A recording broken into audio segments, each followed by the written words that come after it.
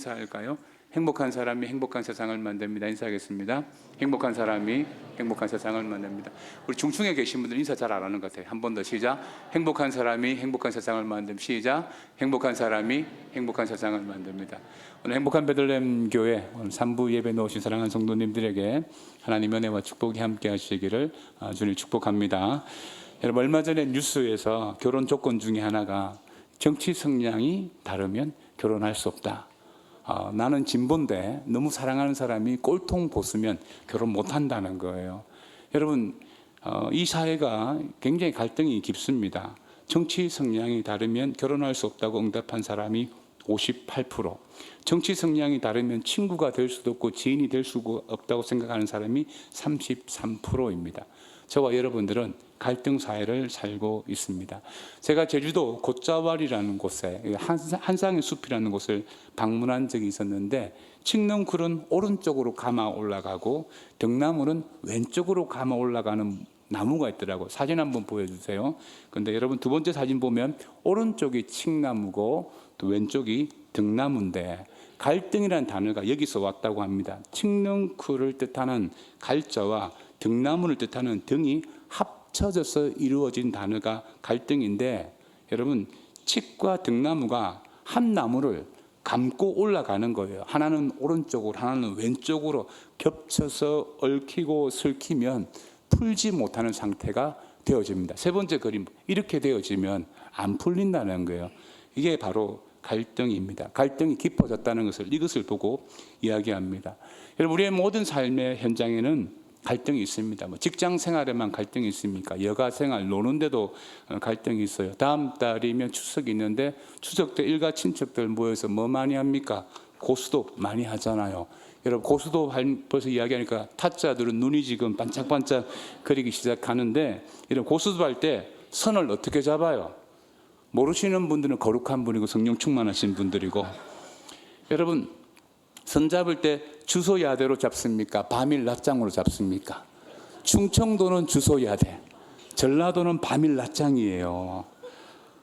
여러분, 고수톱도 지방색이 있고 전국 8도 규칙이 다르고 가정마다 룰이 다 다릅니다. 그래서 충청도 사람 주소야대와 전라도 사람 밤일 낮장이 고수톱을 치면 갈등이 있을까요, 없을까요?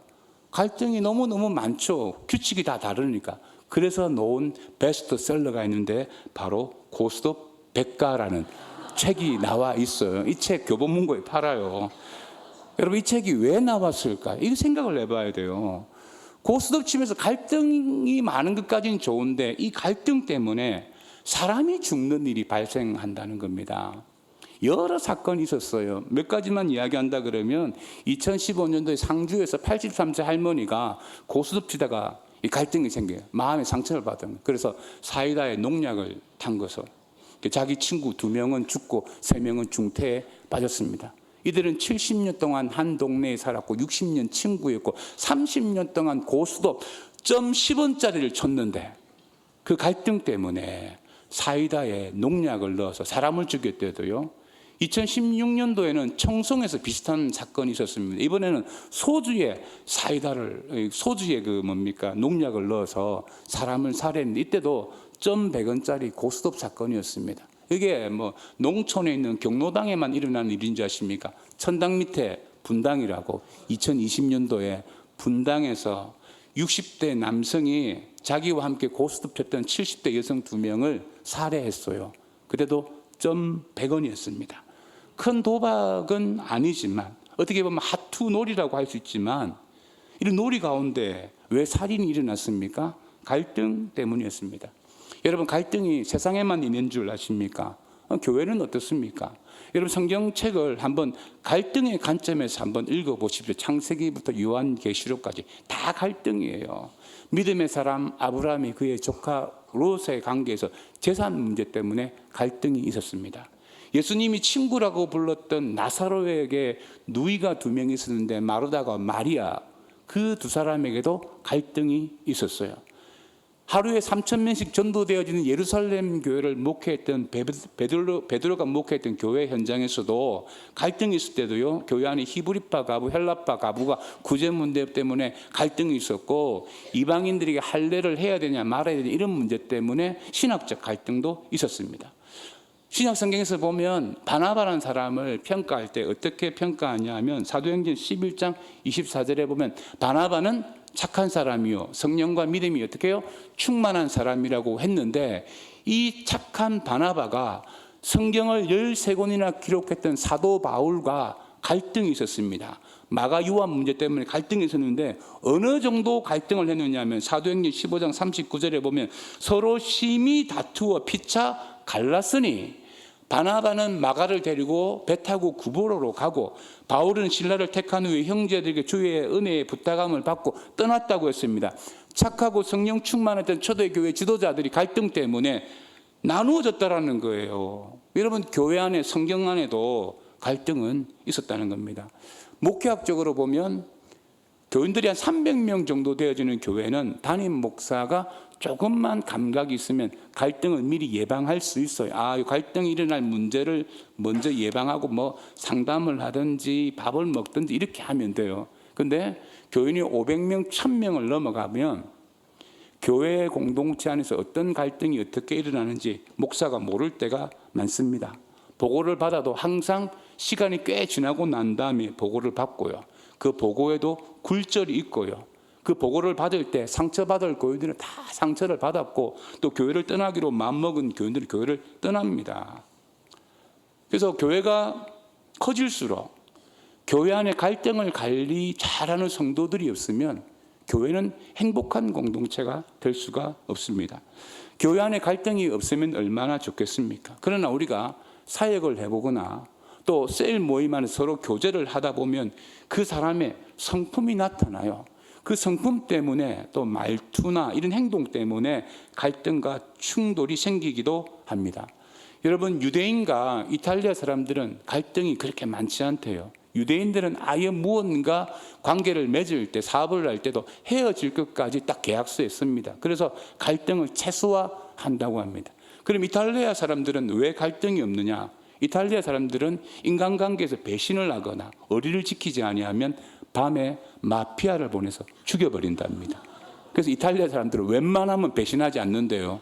마피아 보내니까 우리도 그렇다고 해서 갈등하지 아니하려고 밤에 마피아 보낼 수도 없고, 어떻게 여러분 신앙생활 해야 될까요? 어떻게 갈등을 관리해야 될까요? 첫째는 강하다고 생각하는 쪽에서 먼저 양보해야 됩니다. 한번 크게 따라합시다. 강하다고 생각하는 쪽에서 먼저 양보해야 합니다. 할렐루야. 여러분, 3분은 항상 은혜가 좋아요. 2분은 목소리가 작아서 2번 시켰거든요. 자, 창세기 13장 7절에 보면 그러므로 아브라함의 가축의 목자와 롯의 가축의 목자가 서로 다투고 또 가나안 사람과 브리스 사람도 그 땅에 거주하였는지라고 했습니다. 여러분, 아브라함과 그의 조카가 재산의 문제를 가지고 갈등을 했는데 이거 어떻게 해결했느냐? 창세기 13장 8절로 9절에 보면 아브라함이 롯에게 이르되 우리는 한 친족이라 나나 너나 내 목자나 내 목자나 서로 다투게 하지 말자. 내 앞에 온 땅이 있지 않느냐? 나를 떠나라. 내가 좌하면 나는 우하고 내가 우하면 나는 좌하리라. 강한 삼촌이, 강자라고 생각하는 삼촌이 조카에게 양보함으로 말미암아 이 문제가 해결되어졌습니다. 자, 여러분, 부부싸움을 냈어요. 자, 누가 먼저 손을 내밀고 누가 먼저 용서를 구해야 됩니까? 잘못한 사람이 용서를 구해야 됩니다. 그런데 문제는 뭐냐면 둘 다 잘못한 것이 없다는 거예요. 이게 문제가 돼요. 이때 어떻게 할 것이냐? 여러분, 둘 다 잘못한 게 없어요. 이때 갈등이 있잖아요. 그때는 자신이 강하다고 생각하는 사람이 먼저 양보하면 됩니다. 자, 여러분, 남자가 강합니까? 여자가 강합니까? 남자는 말입니다, 목욕탕에 들어가 보면 30분을 못 있습니다. 왜냐하면 하나님이 흙으로 만들었기 때문에 물속에 들어가면 다 이렇게 녹아내릴까 봐 30분 못 있는 거예요. 근데 여자는 목욕탕 들어가면 1시간 30분도 부족합니다. 아담의 갈비뼈로 만들었어요. 이 자체가 이게 구성 요소가 갈비뼈예요. 그러니까 뼈는 푹 고아야 제맛이라고 오랫동안 고우는 거예요. 그리고 최신식 제품은 제일 마지막에 만든 거잖아요. 여자를 제일 마지막에 만들었어요. 이런 입장에서 보면 흙이 강해요, 뼈가 강해요? 뼈가 강하죠. 그럼 강한 사람이 먼저 양보하면 돼요. 아니 목사님, 남자가 덩치도 크고 힘도 센데 여자보다 남자가 강하지 않죠. 그러면 남자가 먼저 양보하면 되는 겁니다. 자신이 강하다고 생각하는 사람이 먼저 양보하는 것이 맞습니다. 여러분, 약자가 먼저 양보해 보십시오. 그것은 양보라고 하지 않습니다. 그것을 보고 졌다라고 말해요. 여러분, 약자가 양보하면 그건 증거예요. 그러니까 마음에 굴욕감이 생기고 나중에 기회가 되어지면 나는 반드시 복수하겠다는 마음이 남아 있어요. 약자는 그래서 양보를 할 수가 없어요. 복수를 기다리는 거지. 그러나 강자는 양보할 수 있습니다. 우리가 강자가 양보하면 뭐랍니까? 강자의 아량이다, 양보의 미덕이다, 이런 말 쓰잖아요. 양보는 강자만이 할 수 있습니다. 직장에서도 윗사람이 아랫사람에게 먼저 사과해야 되고요. 교회도 신앙의 연륜이 있는 사람, 믿음이 좋은 사람이 먼저 양보해야 되는 거예요. 목사가 진짜 잘못해서 잘못했다고 말할 때도 있지만 대부분의 경우는 목사가 잘못했다라고 말하는 그 배경에는 목사가 강자이기 때문에 그렇습니다. 교회 안에 많은 의사결정권을 가지고 있잖아요. 그래서 양보하는 거예요. 오늘 아브라함이 이렇게 양보할 수 있는 가장 큰 이유가 뭐냐면 하나님이 나에게 복을 주시는 분이라는 이 강자의식이 있었습니다. 창세기 12장 3절에 보면 너를 축복하는 자에게 내가 복을 내리고 너를 저주하는 자에게 내가 저주하리니 땅의 모든 족속이 너로 말미암아 복을 얻을 것이라 하신지라. 할렐루야. 내가 이 정도 양보해도 안 망한다는 거예요. 내가 양보해도 하나님이 나에게 복을 주신다는 강자의식이 분명하게 있었습니다. 유대인들이 가지고 있는 선민의식이지 않습니까? 여러분, 아브라함의 후손과 롯의 후손, 그 결과물이 어떻습니까? 지금 중동 사태를 한번 보세요. 아브라함의 후손들이 더 강자로 살고 있지 않습니까? 제가 며칠 전 저녁에 늦게 퇴근을 했는데 저희 둘째 아들과 무슨 말 끝에 싸운 거예요. 다 이유가 있어요. 저도 기분 나쁘고 이제 아들이 커서 덤비니까 더 기분 나쁘더라고요. 제가 운동하러 나가버렸어요.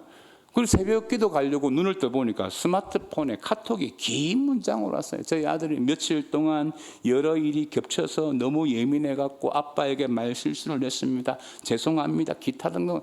자, 온갖 아부를 다 섞어서 길게 답장이 왔어요. 저는 새벽 기도 가는 그 시간이니까 간단하게 아빠가 미안하다 이렇게 답장을 하고 이제 교회 출근하고 새벽 기도하고 하루 모두 사역을 하고 저녁 늦게 집에 들어갔습니다. 아들을 봤어요. 분위기가 서먹서먹하잖아요. 그래서 내가 사과를 먼저 받았으니까 그래서 제가 분위기 살리는 마음으로 너 휴가 때 어디 가냐 하니까 제주도 가려고 했는데 돈이 없어서 못 간다는 거예요. 그러니 제가 비행기 표도 발권해주고 갑자기 렌트카도 알아봐주고. 여러분, 누가 강자인 것 같아요? 제 아들이 강자죠. 미안하다 먼저 말하고 휴가에 대한 모든 복지는 다 제공받았잖아요. 결국 제가 주면서도 약자의 입장에서 조공바치듯이 그렇게 상납을 했습니다. 사랑하는 성도 여러분, 자기가 강자라고 생각하는 사람은 양보할 수 있습니다. 이 복이 하나님께로부터 온다. 그러면 양보할 수 있는 거예요. 내가 양보하면 죽을 것 같으니까 그래서 양보 못하는 거예요. 약자는 늘 약자로 살고요. 억울하고 생각하는 사람들은 항상 양보하지 못합니다. 그러나 여러분 기억하셔야 될 것이 있습니다. 약자는 약자의 삶을 살 수밖에 없습니다. 그러나 강자의 삶을 사는 사람에게는 복이 있는 줄 믿습니다. 두 번째로 우리가 갈등을 잘 관리하려고 하면 내면의 질서를 바로 해야 합니다. 예수님이 당신의 친구라고 했던 나사로의 집에 갑자기 방문하셨어요. 그때 마르다가 손님들이 찾아오니까 음식을 준비하는데 몸이 10개라도 바쁜 거예요. 여러분 2000년 전에 주방시설을 한번 생각해 보십시오. 50년 전에 우리 한국의 그 아궁이 사용했던 그 주방시설을 한번 생각해 보세요. 갑자기 남자가 한 명도 아니고 12명의 제자 이상일 거 아닙니까? 장정이 13명 이상 방문했어요. 그래서 마르다가 음식을 만들다가 짜증이 나는 거예요. 동생 마리아가 언니를 좀 도와줘야 되는데 이거 도와줄 생각도 없이 그냥 예수님 밑에서 말씀만 듣고 있는. 그거 보면 짜증이 나죠. 그러면 마르다가 어떻게 해야 됩니까? 마리아를 불러가지고 야, 너 지금 정신이 있느냐 없느냐, 지금 뭘 하고 있느냐, 빨리 음식을 만들어야 될 거 아니냐, 날 도와야지, 이렇게 마리아를 책망하는 게 이게 정상적인 방법이에요. 그런데 마르다가 어떻게 하냐 하면 예수님에게 찾아가요. 누가복음 10장 40절 보면 마르다는 준비하는 일이 많아 마음이 분주한지라 예수께 나아가 이르되 주여, 내 동생이 나 혼자 일하게 두는 것을 생각하지 아니하시나이까 그를 명하사 나를 도와주라 하소서. 자, 여러분, 지금 이 마르다의 행동이 좀 이상한 거예요. 마리아를 찾아갔어요. 근데 예수님에게 찾아가서 마리아 책망해서 저를 좀 도와주라 하십시오, 이렇게 이야기를 합니다. 이렇게 이야기하는 이유가 두 가지가 있어요. 첫째는 자기를 좀 나타내고 싶은 거예요. 예수님, 내가 예수님을 위해서 얼마나 수고하는 줄 압니까? 내가 정말 노력하고 있다는 겁니다. 이게 자기를 드러내고 싶은 거죠. 두 번째는 뭐냐면 지금 예수님의 발 앞에 앉아갖고 아멘 아멘 하면서 말씀을 듣고 은혜 받은 척하는 이 마리아가 얼마나 이기적인 사람인 줄 아십니까? 하면서 상대방을 지금 깎아내리고 있는 겁니다. 여러분, 마르다의 이런 마음의 태도는 모든 사람에게 다 있어요. 우리도 무언가 드러내고자 하는 일에는 열심히 하잖아요. 다 우리에게 있는 마음이에요. 왜냐하면 우리는 죄로 병든 마음을 가지고 있습니다. 우리는 죄인입니다. 그래서 항상 여기에 불편하면서 벗어날 수가 없습니다. 이때 예수님이 마르다에게 이렇게 말씀합니다. 누가복음 10장 41절 42절에 주께서 대답하여 이르시되 마르다야 마르다야, 내가 많은 일로 염려하고 근심하나 몇 가지만 하든지 혹은 한 가지만이라도 족하니라. 마리아는 이 좋은 편을 택하였으니 빼앗기지 아니하리라 하시니. 자, 이 말씀의 의미는 이런 겁니다. 예수님이 마르다에게 야, 지금 이 마리아 때문에 이 문제가 생겼다고 생각하느냐, 너 내면을 먼저 한번 봐라. 너 마음에 먼저 문제가 있지 않느냐. 마르다에게 무슨 문제가 있었느냐 하면, 자, 누가복음 10장 40절에 보면 마르다는 준비하는 일이 어때요? 많아 마음이 분주했다는 거예요. 지금 예수님과 그 제자들이 왔으니까 어떻게 한번 잘해서 예수님에게 인정받고 싶은 거예요. 일이 많아진 거예요. 그런데 자기 마음대로 잘 안 되어지는 겁니다. 마음만 분주할 뿐이고 자기 마음대로 안 되어지니까 이게 짜증이 폭발되어지고 이 원망이 마리아에게 간 거죠. 그런데 예수님이 하신 말씀이 마르다야, 몇 가지만 하든지 아니면 혹 한 가지만 해라. 반찬을 한 두세 가지만 만들든지, 그것도 자신이 없으면 김치에 밥만 내오라 이거예요. 여러분, 사실 마리아의 행동이 얄밉잖아요, 마르다의 입장에서 보면. 그러나 예수님의 말씀이 뭐냐면 마리아의 행동이 얄밉지만 먼저 내 내면이 먼저 무너졌기 때문에 짜증이 난다는 거예요. 여러분, 우리의 인생의 모든 문제는, 나를 힘들게 하는 것은요, 내가 나를 힘들게 해요. 내 내면이 분주하니까, 은혜가 없으니까. 이 분주해서 신앙의 중심이 흔들리는 거예요. 그 짜증나는 거예요. 쉽게 말하면 배터리가 방전되기 전에 빨간불 들어오지 않습니까? 그러면 어떻게 진단해야 됩니까? 빨리 충전해야 되잖아요. 지금 내 마음에 뭐 일을 하는데 짜증이 막 나, 누가 원망스러워. 그러면 어떻게 해야 돼요?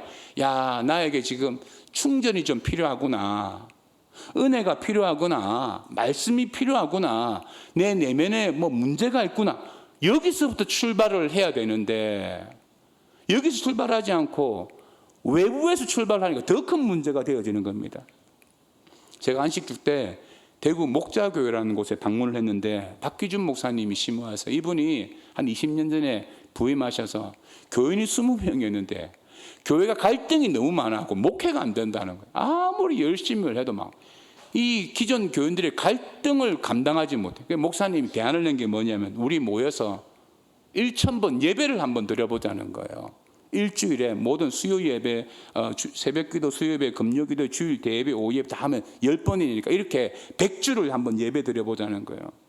그 100주 동안 예배만 했다. 예배 시간에 나중에 설교할 게 없어서 성경 쓰기도 하고 뭐 성경 읽기도 하고, 그렇게 한 500번 연속으로 예배를 드리니까 성도들의 삶 속에 기적과 간증이 일어나고 1000번 예배가 끝나고 나니까 교회에 기적이 일어나요. 그 가장 큰 기적이 뭐냐면 성도들의 갈등이 다 사라지더라는 겁니다. 왜 갈등이 사라졌느냐 하면 예배를 통한 하나님의 은혜를 충만하게 받았기 때문에. 할렐루야.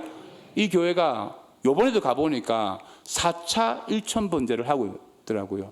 딱 1년 11개월을 하는데 이 1000번째 예배를 통해서 예배당을 2번 짓고요. 교회는 굉장히 크게 부흥했고 은혜롭습니다.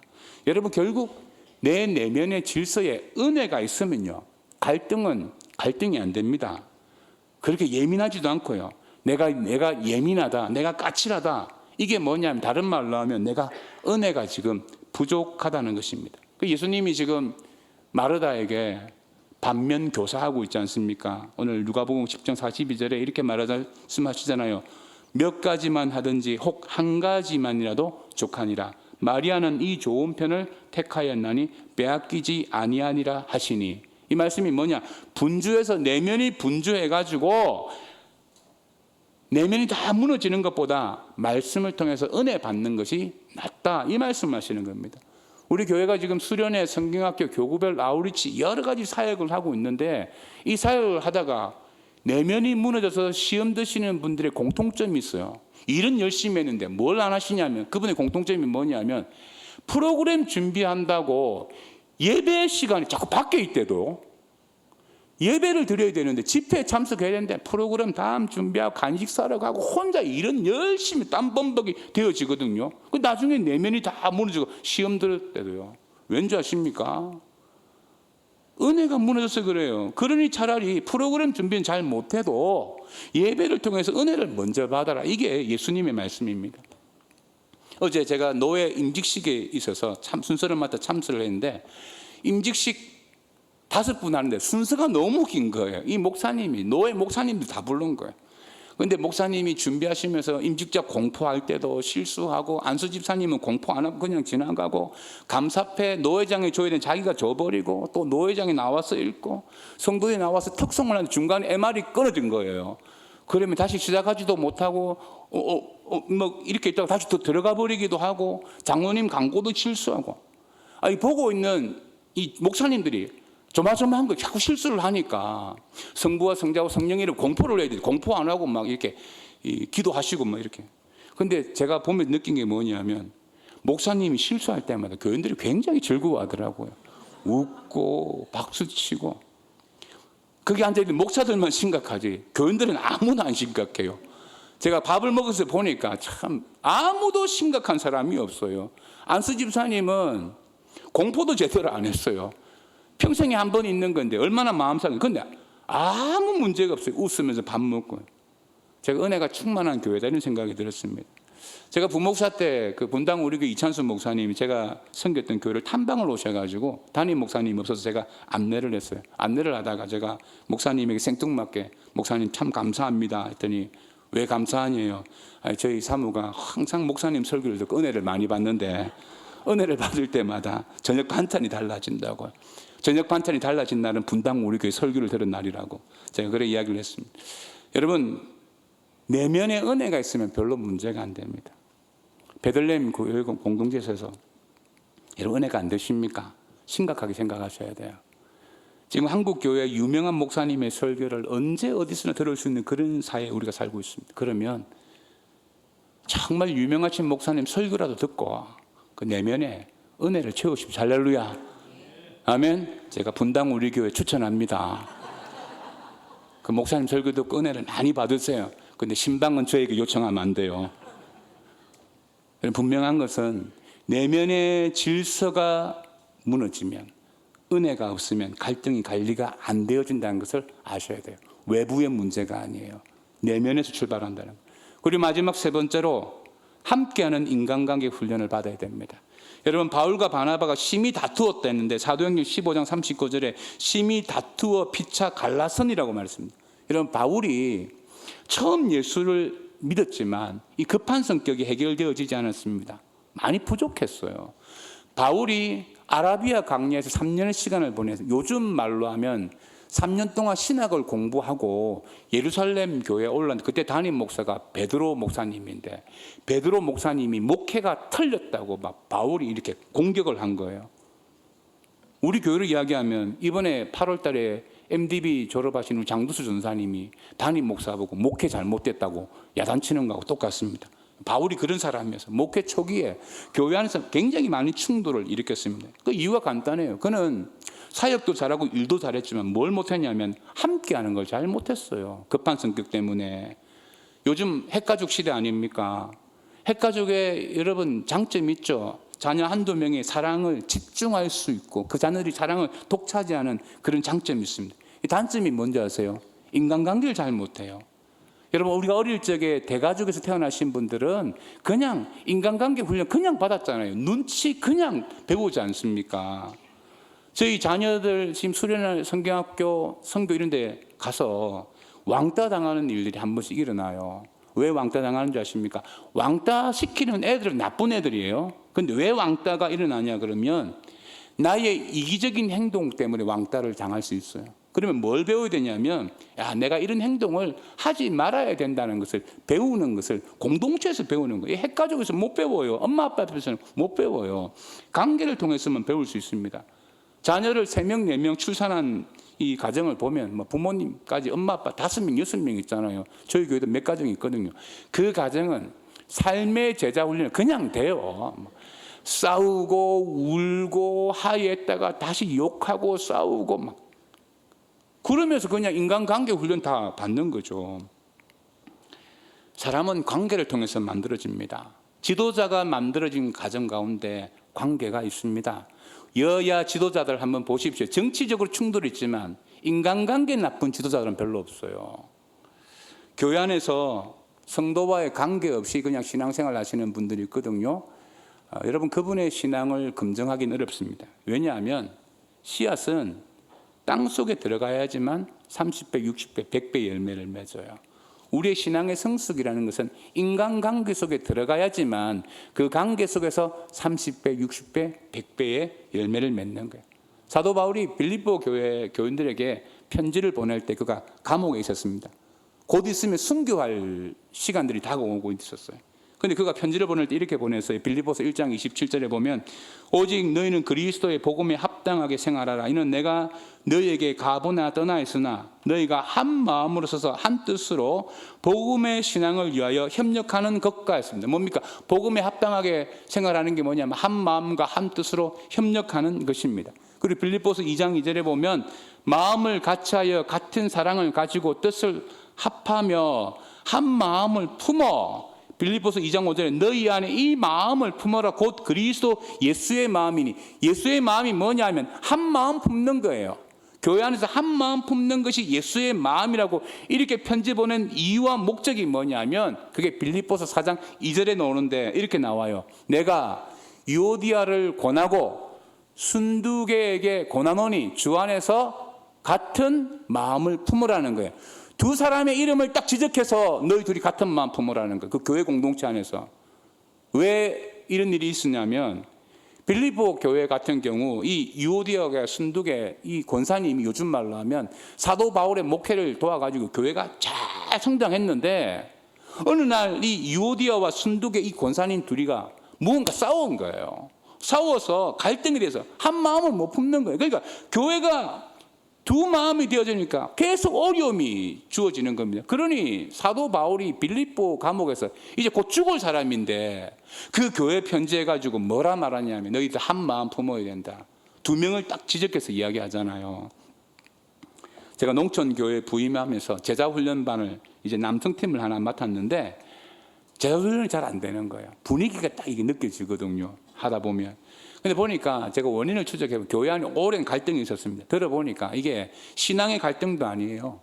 이 동네에 도시가스를 유치하고자 하는 사람과 그것을 반대하시는 분이 있었는데 교회 공동체 안에 그 대표가 2명이 다 있었던 거예요. 이 모든 문제가 해결될 때까지 교회 분위기 어땠을까요? 항상 불편했고요. 물론 도시가스가 들어오지 않는 걸로 결정되어졌어요. 그러니 찬성했던 분들은 교회 와서 반대했던 분들을 보면 딱 척을 지는 거예요. 그리고 그 반대했던 사람들에게 인사도 안 합니다. 100명도 안 되는 교회 공동체에서 매주마다 이 두 명이 과거의 이 도시가스 문제 때문에 항상 책을 쥐고 인사도 안 합니다. 제가 부임했지 않습니까? 부임 신방 가갖고 상담을 다 이 이야기예요. 제가 다 들어줬어요. 근데 누구 편 들어주겠어요? 제가 중립을 지켰단 말입니다. 제가 중립 지켰더니 두 분이 다 저를 미워하더라고요. 자기 편 안 들어준다고. 목사님은 성도의 마음을 모른다고. 여러분, 마귀의 어원이 뭔지 아십니까? 분열시키는 자입니다. 바울이 목회 초기에 이게 많이 서툴렀어요. 예수 믿기 전에는 일은 굉장히 잘했는데 자신을 박해하는 자는 저주했고요. 갈등이 있으면 반드시 복수했어요. 그러니까 스데반을 돌로 쳐 죽이는 일에 사도 바울이 앞장섰단 말입니다. 그러나 함께하는 신앙의 훈련을 받고 난 다음에 사도 바울이 어떻게 달라졌느냐 하면 디모데후서 4장 11절 보면 누가만 나와 함께 있는 일은 내가 올 때에 마가를 데리고 오라. 그가 나의 일에 어떻게 하다고요? 유익하다. 마가 요한 때문에 바나바와의 관계가 완전 깨어졌는데 마가가 자신에게 유익한 사람이라고 고백합니다. 오늘 우리가 읽었던 로마서 12장 14절로 18절은 이 사도 바울이 이 인간관계에서 이 갈등 문제를 해결하는 원리를 이야기하는데, 자, 소제목이 뭡니까? 그리스도인의 생활입니다. 그래서 여러분 14절 보세요. 너희를 박해하는 자를 축복하라. 축복하고 뭐 하지 말라? 저주하지 말라. 여러분, 우리가 함께하는 훈련 첫 번째가 뭐냐면 축복하는 겁니다. 자, 엄지손가락 한번 내고 이렇게 한번 해보세요. 자, 이렇게 따라합니다. 장로님 최고. 크게 장로님 최고. 권사님 최고. 집사님 최고. 성도님 최고. 자, 옆에 사람 보면서 당신이 최고. 할렐루야. 이게 축복하는 거예요. 이게 아니고 축복하는 거예요. 여러분, 교회 안에 오면 뭐 우리가 몇 시간 보냅니까? 그 짧은 시간 동안 잘한다 하고 이게 해주면 되지. 꼭 진실을 이야기해야 돼요. 마음 아프게. 두 번째가 뭐냐면 즐거워하는 자들로 함께 즐거워하고 우는 자들로 함께 울라 했습니다. 이 말은 공감해 주라는 겁니다. 우리가 우는 자와 함께 우는 건 잘해요. 어려움을 겪은 사람을 도와주는 건 너무너무 잘해요. 교회 사역도 그렇게 잘해요. 그런데 우리 아들은 재수했는데 집사님 아들은 스카이 갔어. 즐거워하는 자를 함께 즐거워해 준다, 못 해준다? 사촌이 땅 사람은 배 아프다고 못 해준대도. 근데 성경은 뭐라냐면 즐거워하는 자를 함께 즐거워해 주라는 거예요. 축하하는 자리에 가야 됩니다. 할렐루야. 아멘. 이게 함께하는 관계의 훈련입니다. 여러분, 교회 안에서 어려운 일을 잘 하시는데 누구 축하하고 이런 자리에 안 가시는 분들이 있어요. 나는 힘든데 지는 좋단 말이지. 그 나쁜 사람이에요. 그렇게 신앙생활 하면 안 돼요. 우린 한 가족인데 잘 되면 축복해 줘야지. 그리고 16절 17절 해석이 필요 없지 않습니까? 서로 마음을 같이 하며 높은 데 마음을 두지 말고 도리어 낮은 데 처하며 스스로 지혜 있는 자 하지 말라. 이게 겸손하란 말이고, 아무에게도 악을 악으로 갚지 말라. 심판하지 말란 말이고, 모든 사람에게 선한 일을 도모하라. 선한 일을 하라는 거예요. 18절 같이 읽어보면 시작. 할 수 있거든 너희로서 서로 모든 사람과 더불어 뭐하라? 화목에 동그라미 하세요. 자, 함께하는 훈련의 결정판이 뭐냐면 모든 사람과 더불어 뭐하냐? 화목하는 겁니다. 내가 좋아하는 사람과 화목하는 것은 다 할 수 있어요. 그런데 인간관계에서 갈등을 잘 관리하는 그 원칙이 뭐냐면 모든 사람과 더불어 화목하는 겁니다. 자, 사랑하는 성도 여러분, 우리가 하나님 앞에 의롭다 하심을 받고 구원을 받았어요. 저와 여러분들이 의롭다 하심을 받은 그 기준이 뭐냐면 예수님이 십자가에서 우리의 죄를 대속해 주신 피를 흘리심으로 말미암아 그 희생의 피를 통해서 우리가 죄가 용서되어지고 그 용서함을 통해서 죄로 깨어진 하나님과의 관계가 화목되어진 것, 이것이 바로 성경에서 말하는 의로움입니다. 우리의 칭의 교리가 바로 이거예요. 하나님과 화목해진 것, 예수님 때문에. 그러면 그리스도인이 어렵게 산다라는 것은 무엇을 말합니까? 관계를 회복하며 사는 것, 화목하게 사는 것, 이것이 성경에서 말하는 그리스도인의 의로움입니다. 그렇다면 그리스도인의 불의함은 뭘까요? 관계를 깨트리며 사는 것이 불입니다. 세상 사람들은 아닐 수 있어요. 그러나 예수 믿고 구원받은 사람은 여기서 결코 제외될 수 없습니다. 결국 관계를 깨트리는 것은 신앙이 아니라는 거예요. 예수 믿는 사람은 가정과 교회와 직장에서 짜증내면서 관계 깨뜨린 사람이 아니라는 거예요. 트러블 메이커 되면 안 되고 피스 메이커 되는 화목한 사람, 이게 의로운 사람이라는 것입니다. 그리스도인들이 갈등에 대해서 조절하지 못하면 세상 평화가 유지되어지지 않습니다. 갈등 관리 지수가 곧 신앙의 인격이고, 갈등을 처리하는 것이 바로 신앙의 바로 밑입니다. 여러분, 신앙은 관계입니다. 신앙의 성품이 뭔지 아십니까? 다른 사람과 관계를 맺는 태도입니다. 사랑하는 성도 여러분, 하나님이 여러분에게 복을 주셨습니다. 할렐루야. 그 복 주신 하나님을 믿고 양보할 수 있어야 되고, 그 복 주신 하나님의 은혜를 통하여서 많은 사람을 축복하고 더불어 함께하고 선한 일을 도모할 수 있는 우리 성도님 되시기를 주님 축복합니다. 함께 찬양